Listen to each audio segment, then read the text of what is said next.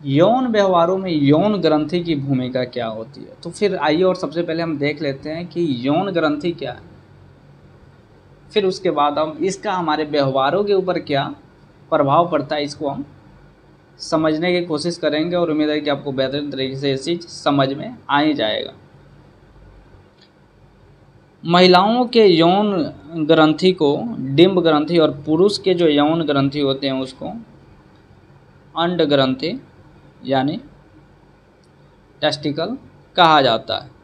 और महिलाओं की जो डिंब ग्रंथि होती है उसको एवरी कहा जाता है।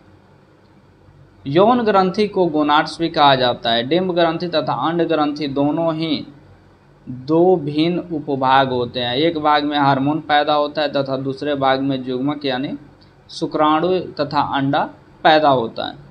इनमें हार्मोन उत्पादन गोनाड्स में युग्मन उत्पन्न करने तथा मस्तिष्क में प्रजनन व्यवहार करने के लिए दोनों ही काफ़ी महत्वपूर्ण माना गया। जहाँ तक पुरुष यौन ग्रंथि तथा अंड ग्रंथि का सवाल है, इस ग्रंथि के भीतर कई तरह की कोशिकाएं पाई जाती है। इनमें सर्टोली तथा लेडिंग कोशिका महत्वपूर्ण है। सर्टोली कोशिका शुक्राणु उत्पन्न करने वाली कोशिका होती है तथा लेडिंग कोशिका द्वारा टेस्टोरेन हार्मोन उत्पन्न होता है। टेस्टोरेन तथा अन्य पुरुष हार्मोन जैसे एड्रोस्टेरोन तथा एड्रोजेन कहा जाता है। टेस्टोरेन का उत्पादन एवं उत्सर्जन का नियमन अग्रवर्ती पीयूष ग्रंथि से निकलने वाला लुटिनाइजिन हार्मोन से होता है। टेस्टोरेन द्वारा कई तरह के शारीरिक परिवर्तनों जो यौन अवस्था में पाए जाते हैं स्पष्ट रूप से देखा जाता है। इन व्यवहारों में जैसे मूंछ उगना, शरीर के खास अंगों पर बाल उगना, आवाज़ भारी होना, जनेंद्रियों का आकार जो है बड़ा हो जाना सम्मिलित होता है। स्त्री में यौन ग्रंथि जिसे डिंब ग्रंथि कहा जाता है एक युग्म में होता है तथा इसमें परिपक्व युग्मक अर्थात अंडे एवं हार्मोन निकलते हैं, परंतु डिंब ग्रंथि से निकलने वाला हार्मोन स्राव पुरुष के अंड ग्रंथि से निकलने वाले स्राव से जटिल होता है। डिंब ग्रंथि से निकलने वाला एक हार्मोन एक चक्र में निकलता है जिसकी अवधि भिन्न भिन्न होती है, भिन्न भिन्न प्रजातियों में भिन्न भिन्न होती है। मानव में यह चक्र 4 सप्ताह का होता है, परंतु चूहों में यह चक्र मात्र 4 दिनों का होता है। डिंब ग्रंथि में 2 तरह के स्टेरॉयड हार्मोन उत्पन्न होता है जिसमें एस्ट्रोजन्स और प्रोजेस्टिन होते हैं। सबसे महत्वपूर्ण एस्ट्रोजन्स को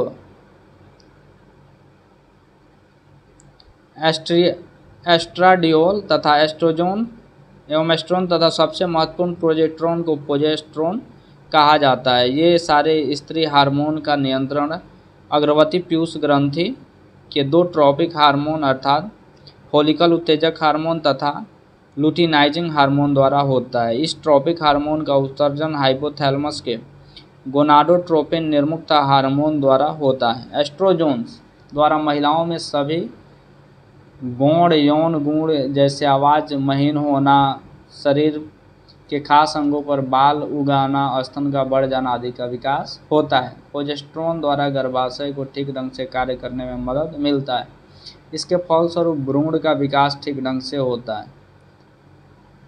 और जो गोनाडोस्टेरोन है, गोनाडल हार्मोन्स, ये मूलतः 4 भिन्न भिन्न जगहों से भिन्न भिन्न मात्राओं में स्रावित होता है। ये 4 जो हैं ये डिंब ग्रंथि, अंड ग्रंथि, एड्रिनल कॉर्टेक्स तथा प्लेसेटा होता है। परंतु एस्ट्रोजोन मुख्यतः अंड ग्रंथि से, एस्ट्रोजोन मुख्यतः डिंब ग्रंथि से तथा प्लेसेंटा से तथा प्रोजेस्टेरोन से मुख्यतः अंड ग्रंथि तथा गर्भवती महिलाओं में के प्लेटासेंटा से उत्पन्न होता है। एस्ट्रोजोन्स और प्रोजेस्टेरोन रासायनिक रूप से इस ढंग से संबंधित होता है कि एस्ट्रोजोन्स से एंड्रोजोन्स प्रोजेस्टेरोन से उत्पन्न किया जा सकता है। इतना ही नहीं है, एस्ट्रोजेंस तथा प्रोजेस्टेरोन तथा एड्रिनल स्टेरॉइड्स हार्मोन सभी कोलेस्ट्रॉल से बनते हैं। सभी संबंध 4 अंतर संबंध कार्बन 11 से होता है। स्त्री और पुरुष दोनों में ही गोनाड हार्मोन्स के यही प्रकार पाए जाते हैं। अंतर सिर्फ परोक्ष रूप से उनकी मात्राओं में होता है, जैसे अंड ग्रंथि टेस्टोरेन के कम मात्रा को ही एस्ट्रोडेनियल में बदलता है, फलस्वरूप पुरुष में यह कम मात्रा में होता है। दूसरी तरफ अंड ग्रंथि में अधिकतर टेस्टोस्टेरोन तथा एस्ट्रोडल में बदल देता है, जिससे स्त्रियों में इसकी अधिकता अधिक होती है। और व्यक्ति और पशु हैं, इनमें यौन इच्छा यौन ग्रंथि के सुचारू रूप से कार्य करने के ऊपर ही निर्भर करता है।